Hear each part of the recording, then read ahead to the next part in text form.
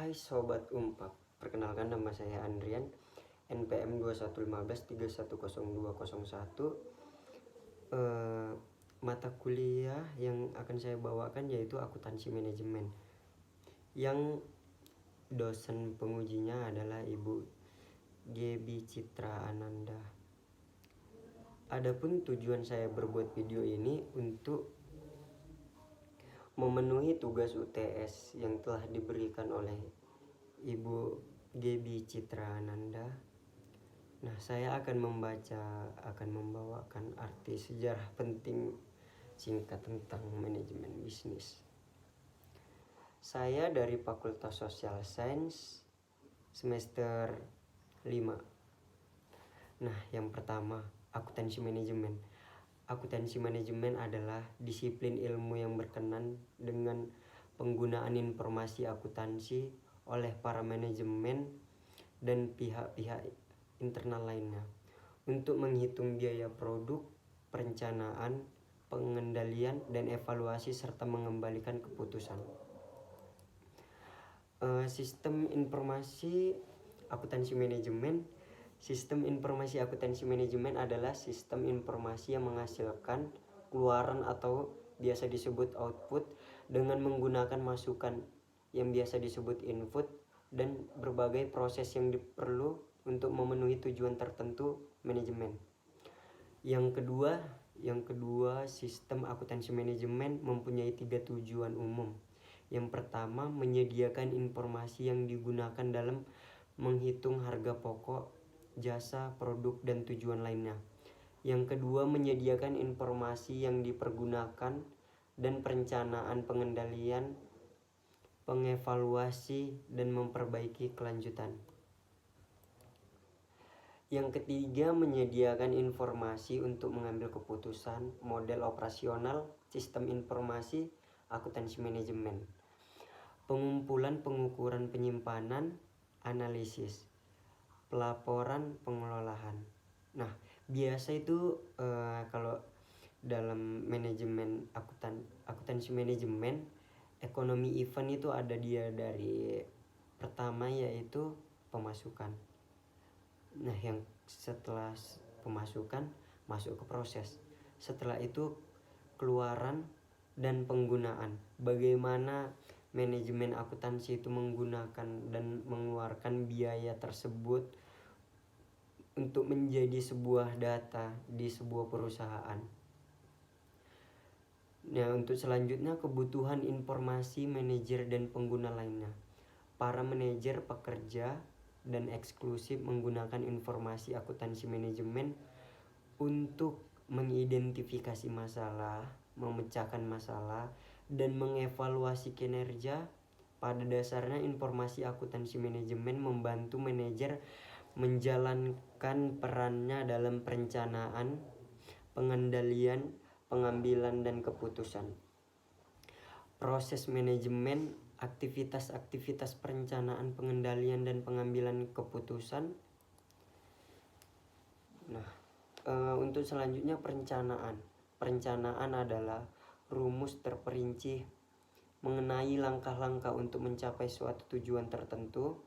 Pengendalian adalah proses memonitoring implementation suatu rencana. Pengambilan keputusan adalah proses memilih di antara berbagai alternatif yang ada. Untuk selanjutnya akuntansi manajemen dan akuntansi keuangan itu sangat berbeda. Nah, kalau dia akuntansi manajemen, dia fokus internal. Nah, yang kedua tidak mengikuti aturan. Yang ketiga menginformasikan keuangan. Informasi dapat bersifat subjektif. Dan yang keempat, penekanan pada masa yang akan datang.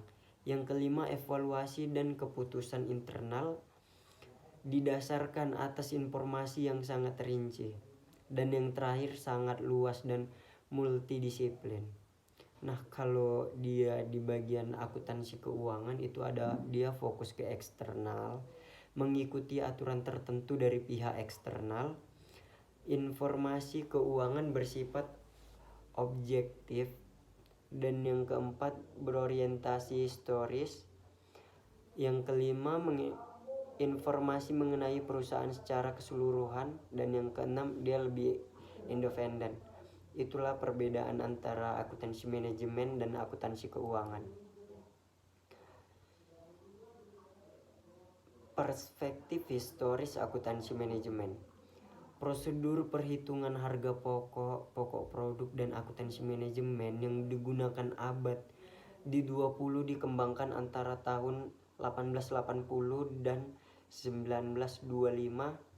Tahun 1925 menekankan pada prosedur akuntansi manajemen yang berubah menjadi penetapan biaya persediaan berawal dari menekankan pada pelaporan untuk pihak eksternal. Tahun 1950 dan 1960 usaha yang dilakukan untuk meningkatkan keunggulan manajerial dan sistem biaya tradisional. Pada tahun-tahun terakhir terdapat usaha yang signifikan untuk mengubah praktik akuntansi manajemen. Manajemen juga ada sebagian pendapat orang lain apa itu pengertian manajemen berdasarkan aktivitas atau biasa disebut activity based management. Manajemen berdasarkan aktivitas menekankan pada biaya berdasarkan aktivitas or activity based costing atau ABC dan analisis nilai proses. Tujuannya adalah untuk menemukan cara melakukan aktivitas yang perlu dilakukan secara lebih efisien dan untuk menghapus aktivitas yang tidak memberikan nilai tambahan atau value added bagi pelanggan.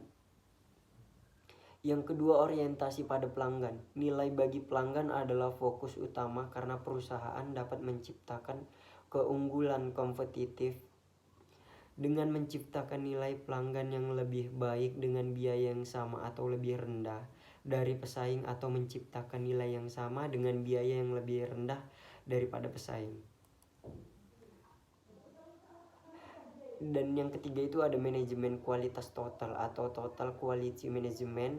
Filosofi dalam manajemen kualitas total di mana perusahaan berusaha menciptakan suatu lingkungan yang memungkinkan pekerja menghasilkan produk yang sempurna, sedang menggantikan sikap kualitas yang dapat diterima di masa lalu. Nah, yang keempat itu waktu sebagai unsur kompetitif. Perusahaan kelas dunia mengurangi waktu yang dibutuhkan untuk mencapai pasar dengan cara memperpendek siklus desain, implementasi, dan produksi. Perusahaan yang mengirim produk dengan cepat melalui menghapuskan waktu yang tidak ternilai tambah. Yang kelima itu ada efisiensi atau meningkatkan efisiensi adalah juga hal yang vital.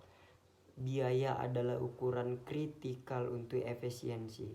Nah, yang keenam, bisnis secara elektronika atau e-bisnis merupakan sebuah transaksi bisnis dan pertukaran informasi yang dijalankan dengan menggunakan teknologi informasi dan komunikasi.